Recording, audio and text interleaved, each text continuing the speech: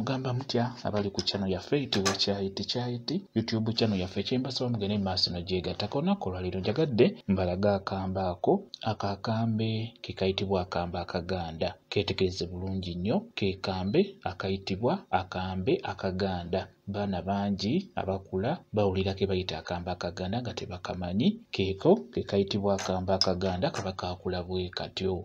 Akambe ako kakozesebwa nnyo mu mikolo naddala ejja wano mu Buganda. Kakozesebwa ddala. Jjukira omukyalo oyo bye baba bagenda omusibirira oba bye baba bagenda okumuwa kulina okubeerako akambe ako. N'olwekyo kakozesebwa nnyo ku mikolo gya wano mu Buganda naddala kwe kabeera keetaagisa. Naawe osobola okkeegulira n'obeera nako ewaka n'obeera ng'okakozesa tewali buzibu.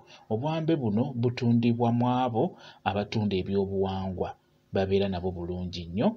Akambe ako ke kambe akaffe ke tuyita akambe akaganda. Keeko njagadde mbeere nga nkabalaga mukitegeera kuba nkimanyi bulungi. Basobola okukakutuma, basobola okukugamba funa akambe akaganda n'obeera nga tokamanyi. Bwe katyo bwe kabeera kafaanagana. Ndowooza mukeetegereza bulungi nnyo. Kakozesebwa mu mikolo egy'enjawulo naddala wano mu Buganda. Naddala nga kitunuulidde nnyo mu abakyala, akambe ako kakozesebwa ddala nnyo. Ky'oba olaba nti njagadde mbeere nga nkabalaga mukeetegereze. Keeko bwe kityo bwe kiri. Mwebale kubeera ku channel yaffe eyitibwa Kyayiti YouTube channel yaffe kyembasaba mugende mu maaso n'ogyegattako mubeere bulungi. Mweraba.